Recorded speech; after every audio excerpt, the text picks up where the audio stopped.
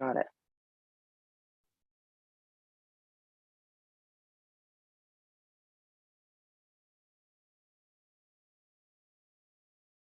There we go.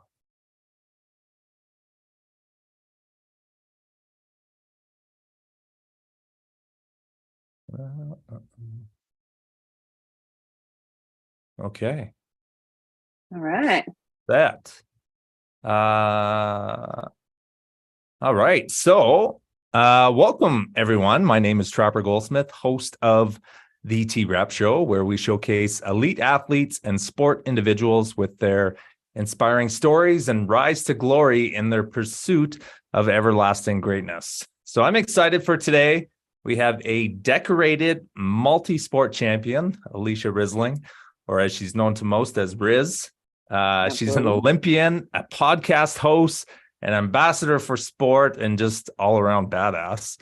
If you follow her Instagram, you'll not only see she has passionate love for the Oilers, but she also goes freaking fast in a bobsled. So having overcome adversity, not only in injuries, but also being a driving factor in pioneering the first female 4-person bobsled team that competed in the North American Cup Tour. So if you haven't heard of her, you're going to get to know her very well and hopefully walk away from today's episode with some inspiration, some keys to overcoming adversity and pursuing your dreams in sport and what it takes to go pro. So Alysia, welcome. Wow, it's quite the introduction. Thank you so much for having me. Absolutely. So now anyone who's gotten to professional level, which really I consider like NCAA and above to be a professional level, it's the same commitment, same focus, elite competition. They know how hard it is to get there in one sport. Now, you had scholarship offers in volleyball, basketball, track and field, and soccer. So you were just like an athletic freak of nature, hey?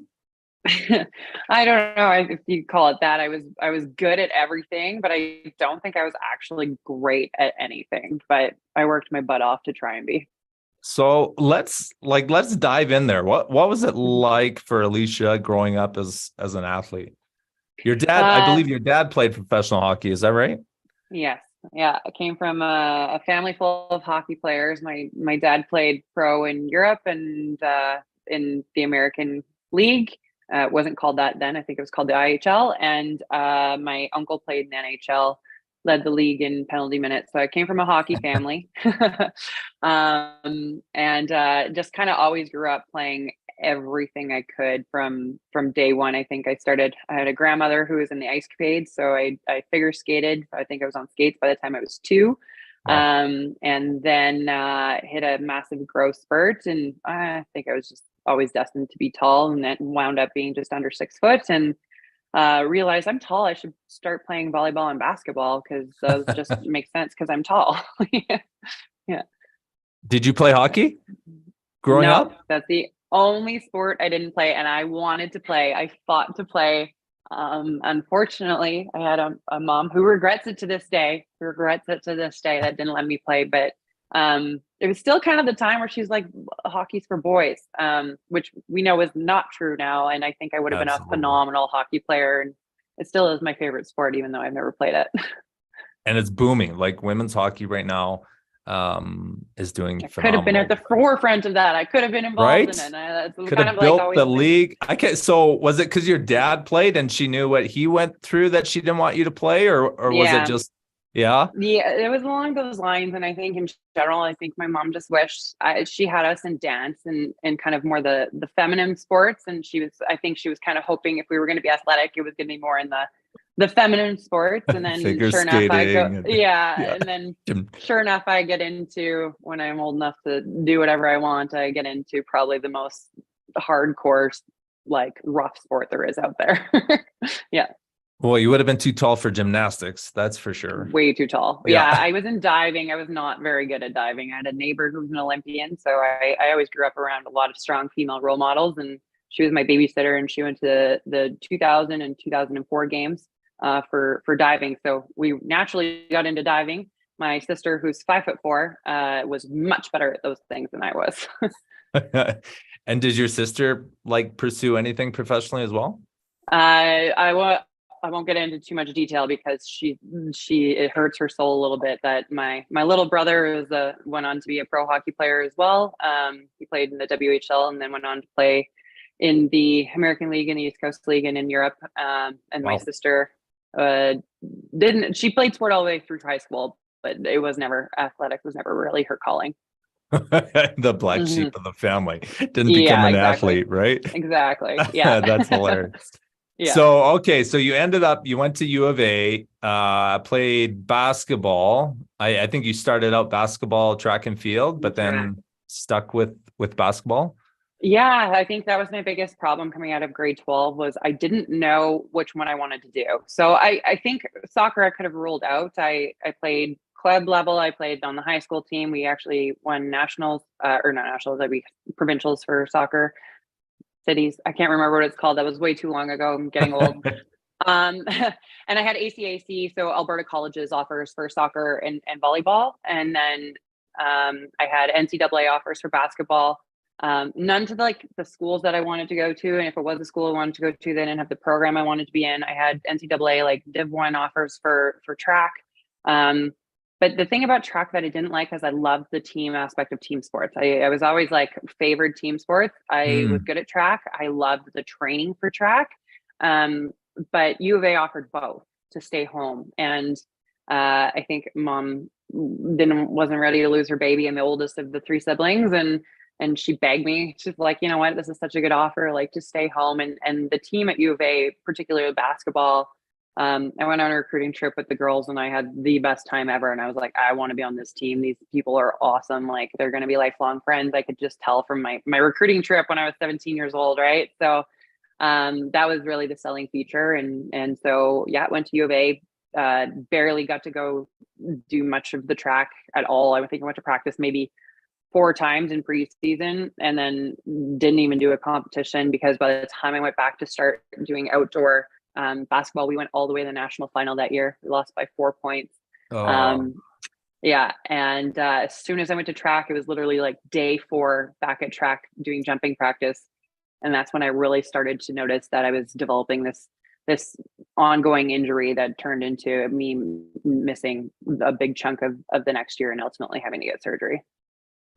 So going into university, what was your mindset? Did you know you wanted to play professionally? You wanted to be a professional athlete, or was it I want to get my education and I still want to play sport? But what was your mindset? Yeah.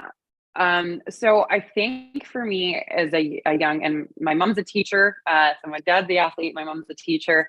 And education was always pushed down her throat. I wasn't allowed to go to practice. I wasn't allowed to do anything unless I was acing school. And luckily for me, I was a very good student. So I didn't really have any issues with school growing up. And I knew what a scholarship was from a young age. So actually in the 5th grade, I tell this when I do my public speaking, a teacher asked us, instead when you're little kids, you get asked all the time. And I'm sure we all ask little kids all the time, what do you want to be when you grow up? Totally. And they always say tangible things. They say a firefighter or a doctor or a lawyer or, a teacher, things they can see that are in front of them.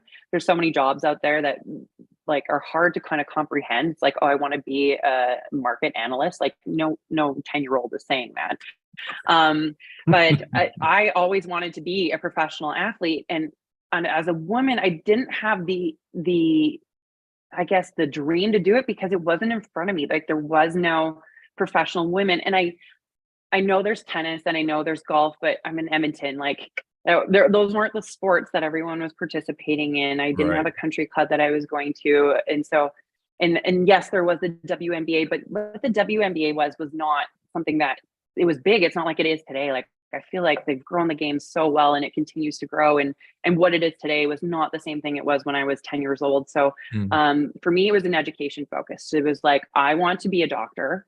I want to use sport as an avenue to pay for my education so I can become a doctor. And that was always the plan. So when I talk about NCAA, the school I really wanted to go to in Santa Monica, they didn't have pre-med. So that's kind of it was yeah, I want to play basketball there. It would be great. But then what am I going to take? Because I know I want to study to become a doctor. Okay. Mm-hmm. I think the number one career that kids want right now is be a YouTuber. I think I that's know. no. But no, they did a study on this between, I don't know the Canadian equivalent, but I heard that they did a study on 80% of youth under the age of 14 want to be an influencer in the Yeah, US. yeah, That's man. Crazy. Times have And the changed. crazy thing is there's so much money in that they can do that. But it's like, is it going to collapse society? It might. We'll see. Yeah. Yeah, but like what I had, so my boy said the same thing, right? And what most people, so every kid wants to be like a pro athlete, or they have that want, but what they don't understand is the work, the commitment, the behind it. I mean, even to be a YouTuber, like it's a lot of work. You look at some. I don't discredit any 100%. YouTuber, any influencer. Like, I know how hard it is as an athlete, even an athlete that, yes, I'm a professional, but I didn't make any money. All the money I made, I had to fundraise myself and acquire a sponsor. And like, that was a full-time job. And that full-time job also needed to have a platform. So that's almost where it kind of turned into that influencer route, where I had to build myself a brand. Right. And I know how hard it worked, and that's for my 5,000 followers, not 500,000. And the upkeep it takes, and like the team you need behind you. Like it is very hard work. I'm not discrediting anyone who makes it.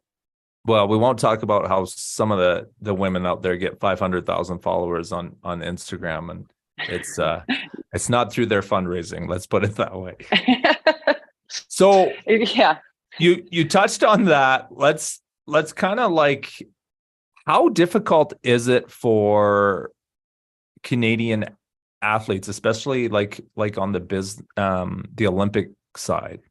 Like, how hard is it out there for funding and to pursue the sport you love? But at the end of the day, we still got to eat. We still got to, make money. Yeah. So I don't know how to tell this in a short version, so it might be a little bit of a short version of a long story. So when I got into bobsled, which long story short for this part is I graduated after university, took a year off, wrote my MCAT twice, didn't get in, was really feeling like I hadn't accomplished everything I was meant to athletically yet. And I had heard about bobsled, and I put a poll. I have this screenshot actually on my Facebook because that was the only social media that was cool at the time. I don't even think Instagram existed yet. And I was like, what sport should I go into next? CrossFit, golf, hockey, or bobsled? And I think, and bodybuilding was the other one that was on there, and people voted on it. And it was like kind of split vote, but I already kind of knew I was going to attempt bobsled. And if I didn't go into bobsled, I wanted to go into CrossFit. And the reason why I didn't choose hockey is because it was going to be too expensive. What a joke that is. Because little did I know I was going into the most expensive sport that ever existed. Not realizing, because I didn't really know a lot about the sport in general. I knew the qualities of being a good bobsledder, would you have to be strong, fast, and powerful, which was kind of all how I identified as an athlete. I was always the big fast one. So I knew that kind of those qualities might taper over, and I've always been a little bit of a speed demon. You can check my driving record for that as well. And so yeah, when I got into bobsled, I didn't realize that, yes, at the baseline there is equipment available to you, but to win a bobsled race you need three things. You need the fastest push, the smoothest drive, and you need the best equipment. And the best equipment literally means you need a country that has millions of dollars, millions I'm talking, into research and development to create a sled building project that's actually going to build the next fastest sled. And that's really why the Germans are so dominant, and the Americans and Canadians used to be, because we did have a sled building project that ended after 2010. So to wrap up what you're saying in terms of how athletes, how hard they have to work. Once you get to a national team level, you get what's called carding, which means the government pays you, and they pay you the same. So our carding, when I got it in 2015, it was $1,500 a month. And then it went up to $1,750. And that was the first time that they had increased it in 22 years. Don't quote me on that exact number, but it was a ridiculous amount of time. So if you account for things like inflation, things that we all know about, $1,750 paid my rent and my food. It did not pay any of my training expenses. It did not pay any of my competition fees, any of my training travel. It didn't pay anything else of my life. So yes, I was very grateful for that, because sometimes that was the only money I had. But when you leave for 5 months a year to go competing across the globe mostly, and I spent a lot of time in Europe, it's really hard to hold a job. And when we're training, competing, like I have 12-hour days at the track sometimes. So I don't have time to do a job. And if you're not training full time to and treating your competition season like it's a full-time job in the off season, you're not even competing at that level, because that's what everybody else is doing. So you have to find really creative ways to make money. And I was lucky enough that the service industry for me, I was a bartender for probably 12 years of my life. And it's just such a great industry in terms of I could, work on weekends and do really well on weekends. I don't think it's like that much anymore. It was back in the 2000s. Yeah. Or I could work evenings and I could train all day. So my schedule was in the summertime, which our summer is about March to September. I'd be, I'd be working from sometimes 4 o'clock. Sometimes I'd start at 7 o'clock. And then most of the time I'd work until midnight, or if it was a weekend, it was 5 a.m. I'd sleep until 11 a.m. and I was at the gym by noon. I would usually wrap up the gym by 3, have a quick shower, and then be back at work. So that was my life for the 6 months or 7 months of off season. When I was a development athlete, when I was kind of working my way up the ranks, to try and fund my season, the cheapest I ever spent on a year of bobsled was $14,000. And the most expensive year I had, I bought a bobsled for $91,000. And I also bought a set of runners that year. So that year cost me $114,000.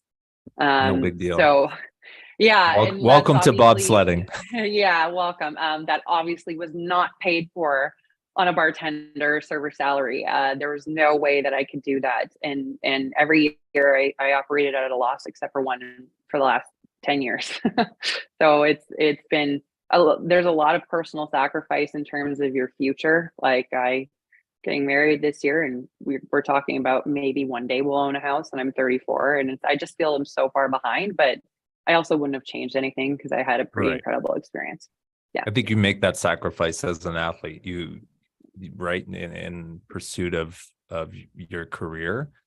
So you had to raise money to get that bobsled. You were out there knocking down doors here, in Calgary. How important do you think it's for an athlete learning those business skills and being able to brand yourself and get sponsorship and actually kind of look at the business side of being an athlete? Now I think if you don't know how to do that and you go into a sport that isn't a primary sport that's well funded, or any sport that you're not at the top, you have to do that. And that can be the difference of you having a long career or having a very, very short career. In bobsled in particular, I know we attract brakemen that come into the sport and they're there for, maybe a year or two. And just because they see there's no money in it and it's grind. So they come in when they're in their prime and they push really fast, and then they get out just to say that they've did it. Because unfortunately it's really hard to make a long career out of it. The branding and the world of social media, it's kind of like social media was becoming a thing as I was going through my athlete journey. And now it's like the basis of any athlete journey. So I would say if you're an athlete that can start building your brand in high school, do it now, because now we've got NIL and NCAA. You can make money from the day you get recruited, and you need to be able to capitalize on it. Because it's if you even think about what golf is doing now, they're paying for the names and a lot of opportunities that people are getting. And even look at fighting, like what Jake Paul is doing. He shouldn't be the main card on a fight, but he is, because he has the viewership. And that's where the money is. And I'm not saying you should be playing sport for the money at all.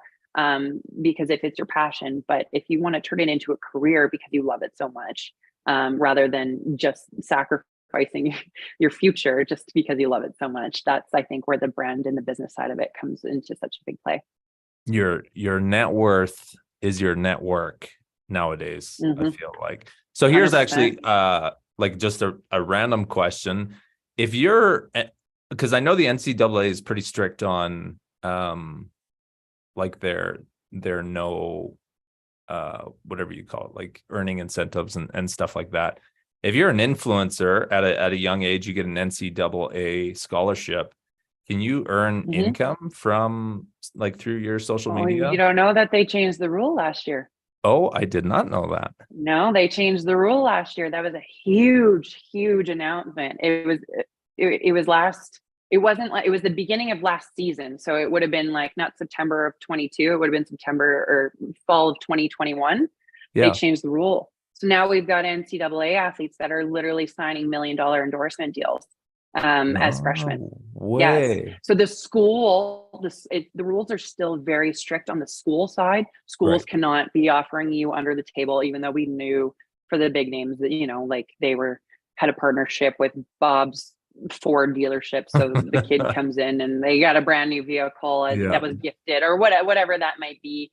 There was ways around it, but they changed the rule that the school cannot directly pay for name, image, likeness, it's called NIL. But the athletes themselves can get their own endorsement deals. Yeah. Crazy. Which I don't know about your opinion, but I agree with, because like if you're an NCAA athlete and you're looking to get drafted as the number one draft pick, but you have a career-ending injury, well, you've dedicated your entire life to sport and you've made $0 because you didn't, injury or whatever. So I totally agree with that they should be earning it at that stage. 100%. I 100% agree with you. You've got athletes who the school is making millions of dollars off just because people are coming to see, the next, whether it be LeBron James or whatever it is, right? So like the fact, and the Olympics was like this too for a long time. For a long time, amateur athletes, if you were an Olympian, you weren't allowed to make any money. You weren't. That has kind of been a slower progression that they did have to change the rule, but it wasn't like a big announcement because it happened pre-social. It happened kind of, I'm going to say late or mid 2000s, like early like 2000, let's say 2005 maybe, where athletes, it became your amateur status wasn't determined whether or not you were making endorsement money. So that kind of was the first thing to change, but it took the NCAA 20 years almost to catch up and realize that, they were already big money makers, like these NCAA, if you're a Pac-10 or whatever schools you are, you make a lot of your university funding comes through your athletics program. Yeah. So why shouldn't the athletes get a piece of their own pie? Yeah, don't even get me started on my opinion on post-secondary and the money they make. But okay, let's kind of rewind here. Let's jump back into your adversity. You were injured in university, trying to find funding. You know what you want to do. You chose bobsledding, but now you got to come up with 90 grand. Alysia, what's your mindset when it comes to adversity? It's funny. My team started calling me Resilient Rizzo. I love it. It didn't matter what was thrown at me. I always find a way. There's no such thing as quit. Every time my personal motto has always been challenge accepted. You're going to tell me I can't do something, I'm going to prove to you that I can do it. And as long as it's something that I truly want, because that's what has to happen. It has to come from the heart. If you're chasing something you don't really want, you never will get it. But if you truly want it, like, you will find a way, and you might not know what that path is to get there. Like I said, I was in school for sciences. I thought I was going to go into medicine. I had no business background. I had no idea what a business proposal was. So I, out of desperation, out of me going onto the World Cup circuit in what I would describe a Ford, and everyone else was driving Ferraris. And I was I felt like I was being told what my potential was when I wanted to prove that my potential was actually higher. But the missing piece of that was I needed the comparable equipment.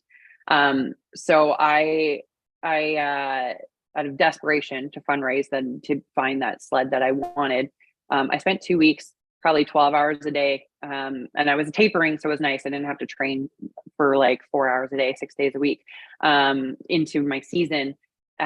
Literally going through LinkedIn courses, everything I could find on the internet of like, how do you create a business proposal? How do you do a pitch? And I put together like a deck, like a sales deck, which is so funny because now this is what I do in my life now, which is really like I turned it into a career after. But I didn't know that that was a thing. I didn't know that that was like the normal thing. It was just I did what was felt right, and I found a way to market my sled as to layman's terms and convince. I was lucky enough that I didn't have to make too many phone calls. I had a connection. Again, somebody I met through networking just from working, and he was a regular and put the time in to talk, learn about his life, and he learned about mine. And he's like, well, if you ever need help connecting with companies, I'm pretty well connected. So I had to track him down, literally stalk him in the neighborhood and find him, be like, you told me you would help me. And he got me, like what he did was he eliminated the cold call part, and he got me meetings with decision makers. But then it was up to me to have this pitch and go in and present in a boardroom of why people should invest in me as an athlete. And very nerve-wracking thing. And it was something that I didn't really think I had a good chance. But how I like to word it is in Dumb and Dumber, when he asks her out on a date, and she's like, not in what's my chance of you going out? What are my with me? chances? She's like, yeah, what are my chances? And she's like, 1 in 100 million. He's like, so you're saying there's a chance? So I had to try. And again, it's just like that belief and investment in myself and going out and I got really lucky. I mean, I had a down payment for the sled within 2 weeks, and I had the whole thing paid off in 2 months. And this is kind of like in conjunction to my season starting. And I was like wrapping up, still signing contracts and doing deals while I was already in Whistler with my season started, and the sled's on the way from Europe. It was going to arrive. It came about a month late from season. And but yeah, that sled showed up and it definitely changed the trajectory of my career. So it was one of the best things I ever did. And I realized that it was much more fun for me to be able to create a platform and build a brand that I can pursue more philanthropic events. I'm passionate about. I was volunteering with Classroom Champions, and I was passionate about. Still am. I'm on the board for Kids Sport Edmonton subcommittee, and then I'm a Kids Sport Calgary ambassador. Still, even though I'm retired now, I continue to be a part of these associations because they're very important and near and dear to my heart. But I couldn't do that on a volunteer basis if I didn't have any income. So that's kind of how I built my brand. Is I want to be the girl who can give back, but I need you to kind of help pay me so I can live my life and train as hard as I can so I can use my platform for better. Yeah, that's good. So you went to university for to pursue med school, right? That was kind of, but Sciences, it didn't work out. You didn't kind of end up there. So do you look at that as a failure, or do you, like, with your mindset that you don't quit, how do you perceive that in your life? And was it a catalyst to your career now, or how do you look back on that? 100% it was a catalyst to my career now, but when I define my life, that is the biggest failure I ever have in my life, because it was the Thanks, only Trapper, for bringing it up, right? No, but you know what? No, but you know what? When I would have been 18 years old at the time, we're going to make mistakes. And when I look back on that part of my life, I realized I never want to make them. And it took a while for me to grow into this. And I actually developed this kind of self motto in my third year bobsled, and it was about bobsledding, and I was learning how to drive the sled, and I made so many mistakes. Like I was a crasher. I crashed all the time. I smashed walls. Like I wasn't good, but I realized that if every single time I made a major mistake, if I learned from that thing, and I made it I promised myself that I was never going to make that same mistake twice, I eventually started running out of mistakes to make on the track. because I knew, the little things that are hard. You can't be dialed in 110% every time. There's no such thing as a perfect run. But in terms of like the catastrophic ones where something bad happened, like a crash, if I could learn from it and never make that same mistake twice, then I started crashing less. And I realized it's really applicable to my life in general. And I made a big mistake in university. I did. I had a huge goal of trying to get into med school, but I thought I could just coast there. And I didn't really like dial in and focus on it when I was in university. I was having way too much fun with my basketball team. Our motto might have been win or lose, hit the booze on a Saturday night. So, do I regret those decisions? No, because I think I still kind of is who I am. Now, I wish I would have learned more how I could have better made decisions. Did I have to go out every single weekend? No, I probably could have gone out once a month, like that's kind of where the regret comes in. And then, however, and sometimes I look at my life right now and I'm like, it would be so different if I was a doctor right now and kind of pursuing that passion. And part of me still wishes I could be, but I have no desire to go back to school for 7 years. But I realized that it still gave me this incredible opportunity, and it did change who I am. But now when I set goals, I know that I have to be way more focused on them. Like if they're a true goal, I've got like, here's a little loser in me. I've got my vision board and like my personal goals that I look at every day, because if I don't have those checks and balances where I'm not keeping myself accountable, I'm never going to get to them. And I've realized in a lot of adult goals that they can't just be a pipe dream. Like I like to set a goal and work my way back. And if I don't have that accountability, it's like, maybe I'm not checking in every single day, but if I don't check in once a month, well, how am I doing towards that 5-year goal that I have, or that 10-year goal I have?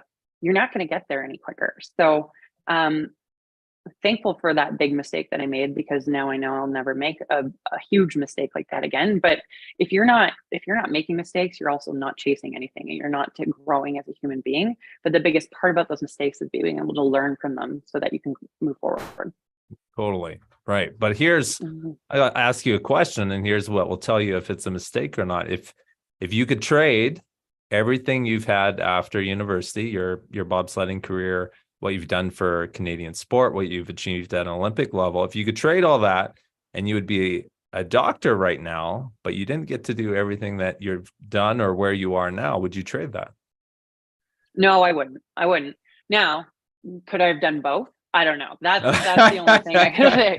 Yeah, was there a way that I could have done both? I don't know. I don't think I was emotionally mature enough to do both. But if there could have been a way, in my mind, the answer is always, why can't I do everything? And sometimes that realization that we literally can't do everything.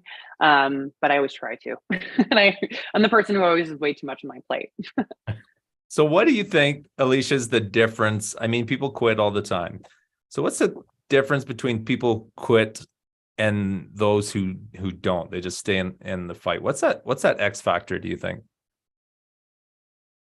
That, the X factor has to come from your soul. It's not something that's superficial. I think, and I think that's the big thing I look at when I see a lot of people in pursuit of whatever they're doing. And the biggest difference I see in people who I consider high performers, and it doesn't have to be high performer in sport. It's the CEO of that company, or somebody who's a leader in this industry, or breaking through in some research. The difference between those people and the people who work for them is how bad they wanted it. And I think it's a you can't teach drive. That's the one thing that I've been very frustrated in, and I try to explain to kids, because kids ask that question all the time. Kids are like, I want to be an Olympian. And I'm like, you can be, but you have to want to be. Yeah. Like, and that's the one thing I can't stress enough. It's like, how hard are you willing to work for it? Yeah. How bad you want it, that inner why. Okay. So with that, you have an up and coming girl who's an athlete. She wants to, follow Alysia Rissling and her footsteps. What do you tell a young woman athlete coming up and wants to play professional sports? What's your advice to her? My advice, this is the number one thing I say, especially to women, is do not let anyone dictate what your potential is except for yourself. There have been so many times in my career where somebody else thought that they had the audacity to tell me that this is how good I was going to be. Like they put a ceiling on how good I could have been. And I always smashed through those, I felt, and exceeded them. Mostly. Obviously there's things that get in the way, there's setbacks that are going to happen. But I think if you, again, it's like, how bad do you want it? And go out and get it, and don't let anyone else tell you that you can't have it. That's the thing that I would definitely recommend the most. That's wicked. Okay, I want to wrap up here talking about the multi-sport, like being a multi-sport athlete. Most athletes struggle just like with one. What do you think allowed you to play so many sports competitively and be successful at all of them?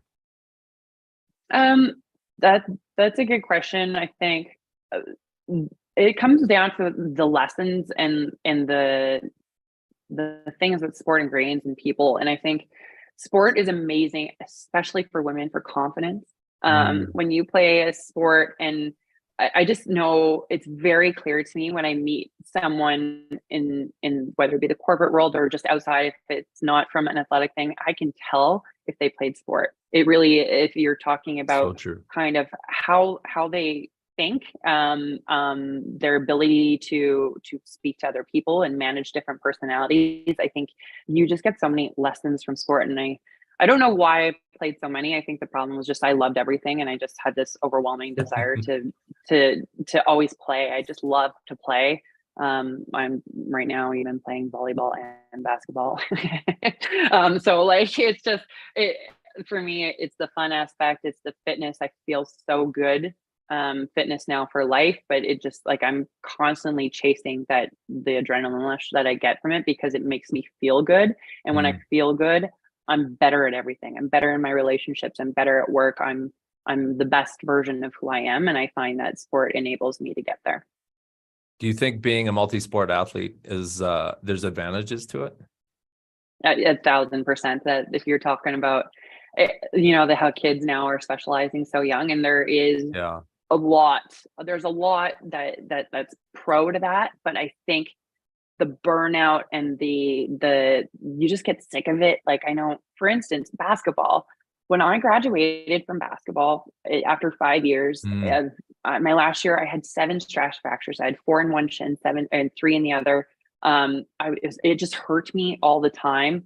I did not touch a basketball. I didn't want to look at it for 2 years. Like it was just like I was so done with the sport. So if you could think about like backtracking and doing that to a 12-year-old, fast forward by the time they get 17 and they're supposed to be going into the best part of their career, and they're already kind of starting that resentment.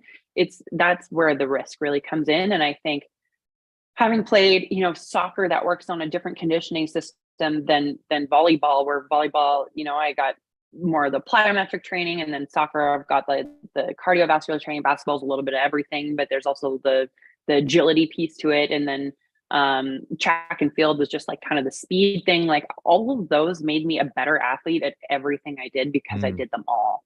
And also, being in a single sport in track and field where, it was kind of you against you. And some of the pushes, that challenge was very different than being in a team full of, let's say soccer. So I don't even know how many there are on there, like 16 girls. And then a basketball team's usually about 12. So learning to handle different personalities on different teams and the different types of pushing you have to do. And even the experience of being under different coaches and seeing different coaching styles and being able to understand myself a little bit better. Okay, well, I work really well under that coach because of XYZ, but this coach, I really don't like how they do that.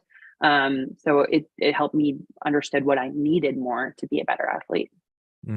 That's really good. I had Aaron Volpatti, who played for the Canucks, on the podcast a while ago, and he talked about his son who's 8 now and just wants to play hockey, and he's like encouraging him to play other sports, like pick up baseball. He's like, I played tons of sports growing up because you're You're right. Like we're hitting 17, 18-year-old athletes that have been playing sport for 15 years, like Hmm. 14 years already. And no wonder they're having burnout and injuries and how hard that is on your body. Sport it's so progressive that, I mean, Hmm.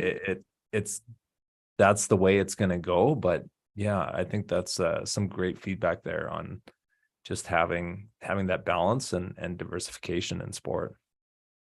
And diversification in training and too, like it's the training that you do in baseball and like even the running component versus being on skates, like it's still going to make you a better athlete. So I think all the greats tell you that too. If you look at, the Wayne Gretzky's and the Kobe Bryant's, like they'll tell you that you gotta play everything, and then you just gotta fine tune that one that you're really trying to excel in.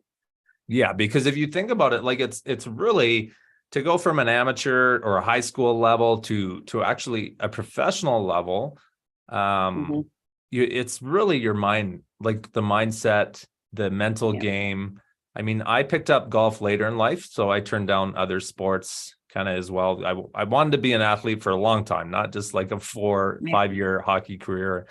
But Right. even though I picked up golf when I was, I think, 14 or 15, I'd already been competing since I was like 5.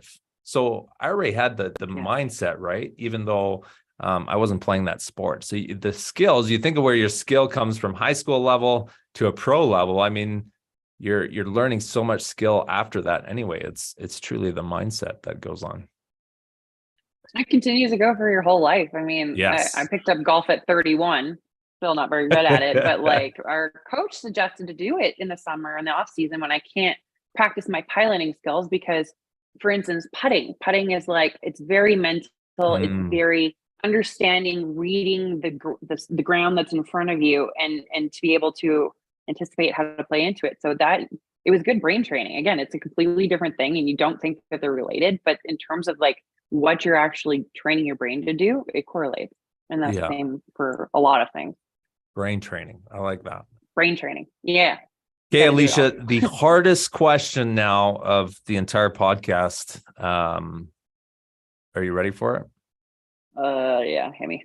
Is McDavid going to lead the Oilers to a cup finally? uh, he is like, is just destiny. So the thing about this year, and I'll wrap it up really quickly, is that the Oilers have a really good chance of getting out of the West here. I think they really do. I don't know. Colorado's coming into their own. I think it might be another Colorado Edmonton Western Conference final, but I think the Oilers have a couple more missing pieces, as long as everyone stays healthy, of course, that can help them get out of the West. The East is so good. They're so dominant. And I'm not even going to deny that the Eastern Conference is way, way better than the West. But my hope is that the East kicks the crap out of each other. So by the time they get to the final, and it's just going to be a matter of who's healthier. Yes. Yeah. Yes. He's so good. Mhm. He's so good to not have a cup So yet. good. It's crazy. It's All right. Well, it's Alysia, it's this has it's crazy. been awesome. Thank you so much for your time. I'll cut our live off here and we can wrap up. But commend you on all your accomplishments, what you've done for Sport Canada and up and coming women and just everything you've accomplished so far. I know you haven't even begun to scratch what you want to accomplish.